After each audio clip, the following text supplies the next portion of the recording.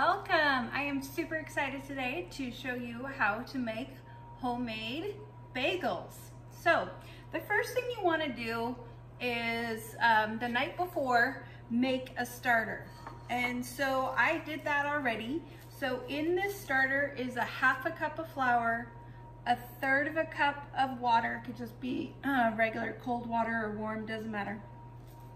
And then just a pinch of the yeast that you're going to use. So this is active dry yeast. This is 1 envelope.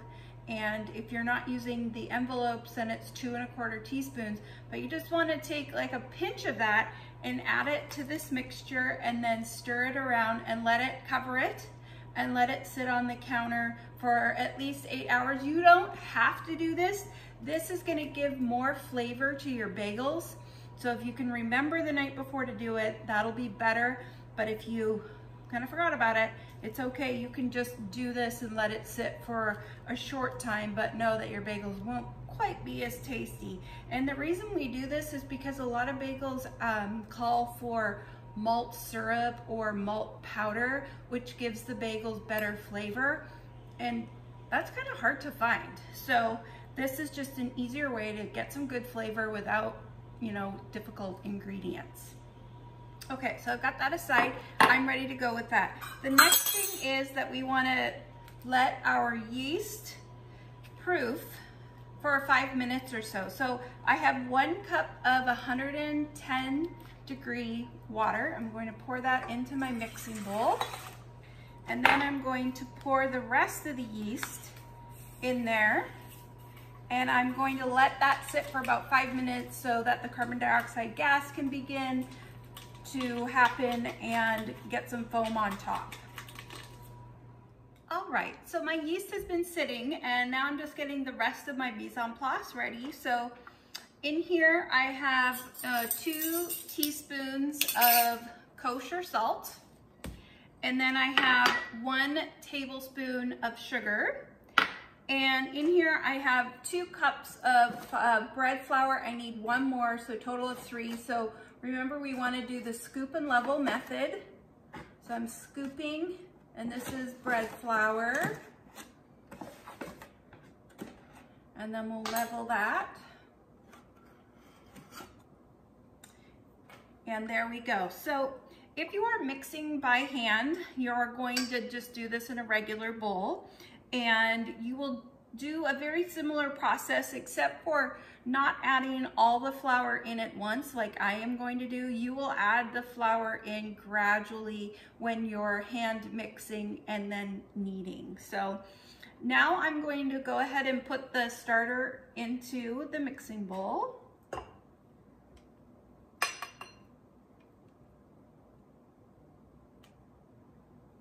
All right, and then I will put the sugar and then flour. You want to make sure that you have some sort of a buffer on the yeast. Flour is the buffer from the salt, because the salt can be really harsh on the yeast. So I'm going to pour in all of that flour, the 3 cups, and then put the salt on top. Now, if you're hand mixing, then again, I don't know, put in about half of the flour and then stir it until you get that cake batter, and then gradually add in more flour, and then you'll begin your hand kneading. So we've got that all mixed, and now we're going to turn this on a medium speed and let that blend. So you can see how it's all coming together in a ball. And then we're just going to let this sit and knead for about 10 minutes. If you are hand kneading, you're going to be kneading a little bit longer. So we'll let that go ahead and knead for about that 10 minutes. All right, so this has been kneading for 10 minutes, and I'm going to remove this out. And it's still a little sticky, so I am just going to knead in just a little bit of flour.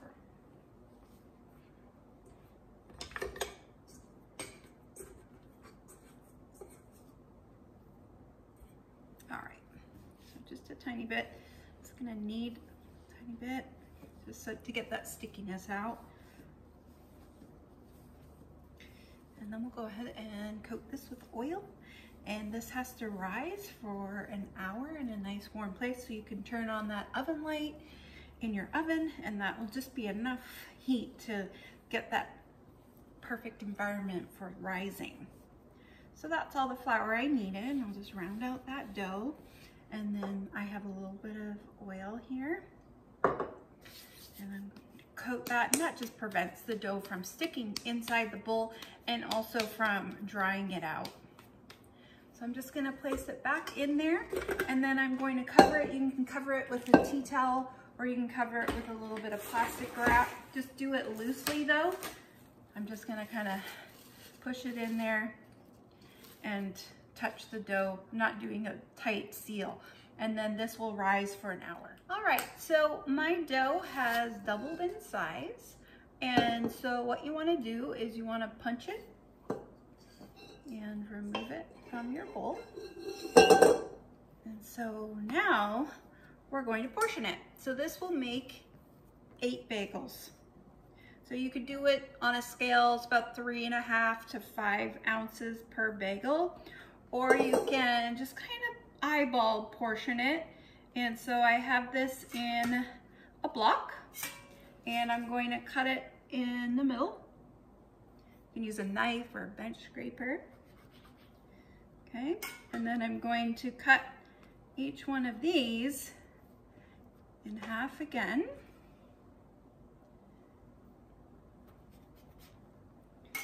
And then one more time in half for each one.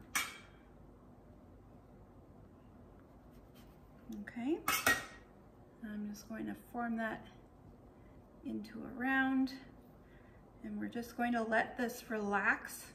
You can let it relax on your counter, or if you want to put it on a baking sheet. And this needs to relax for about 10 minutes. Okay, so I have them all portioned, and then I just loosely covered with a little saran wrap, and I'm going to time for about 10 minutes. All right, so 10 minutes has passed, and now it's time to form the bagels into bagels, or the dough balls into bagels. So what you want to do first is tuck all the edges underneath, so as to form like a smooth skin on the top. And then you want to take your hand like a C and just roll it around. You want to create a really nice circle ball that's really smooth on the top.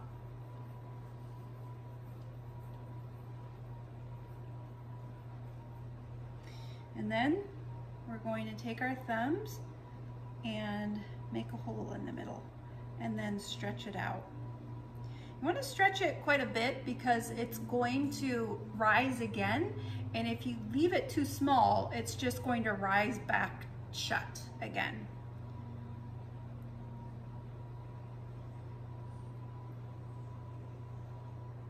All right, so now I'm going to place it on a parchment lined sheet.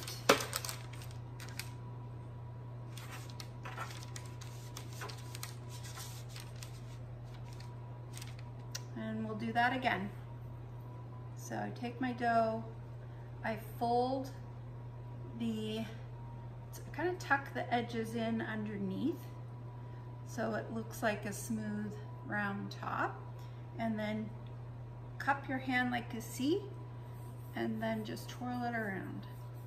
And you'll be able to tell when you're done because it'll look really nice and smooth on the top.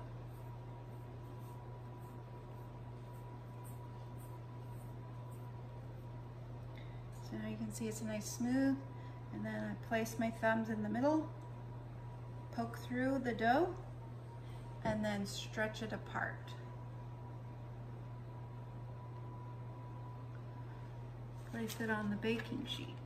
And then you just want to keep on doing that, and then this is going to sit covered again, and we'll let it rise again for another 10 minutes before we put it in the solution of baking soda and salt water. So while you're letting this rest, you want to get that together. So you want to get yourself a pot that can hold about 2 to 3 quarts of water.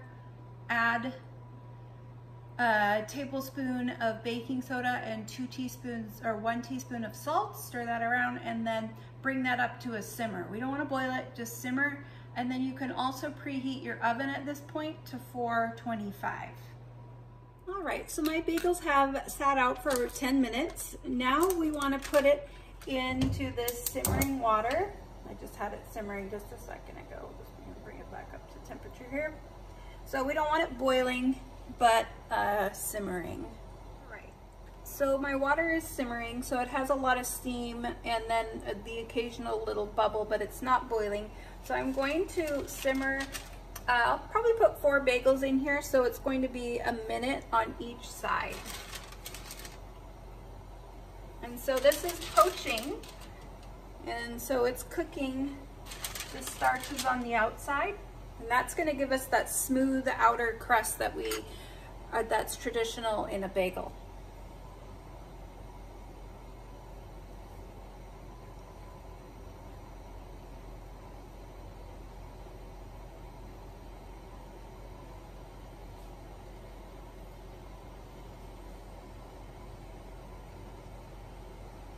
And I just have a slotted spoon that I'll use to flip these over. And then I also have over here just a cooling rack and under another pan so that the water can drip off and it's not all on my baking sheet.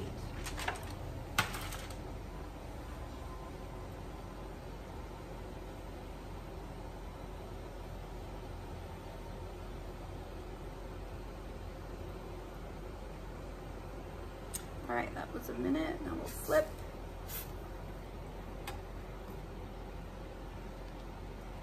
Time for a minute again. All right, so you can see I did all the bagels, a minute on each side.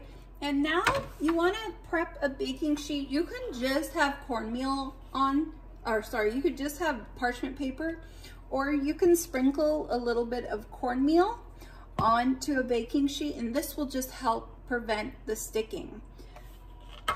But before I do that, I am going to brush each one of these bagels with an egg wash. So this is 1 egg white and a teaspoon of water. And I'm just using a brush. You could use your fingers if you don't have a brush. And I like to do it on this tray because if you get the egg wash all over your baking sheet, that causes the bagel to stick.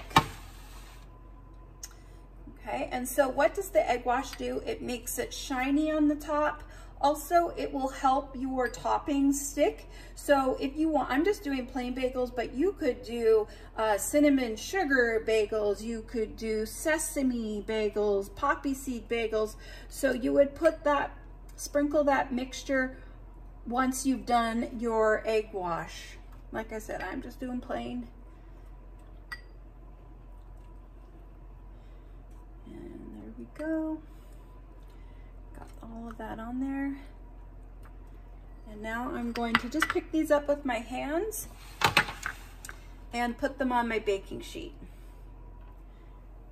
They're pretty solid once they've come out of the water.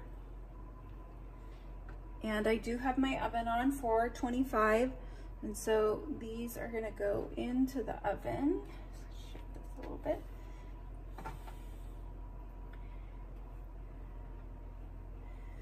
Okay, these are going into the oven for 20 to 25 minutes.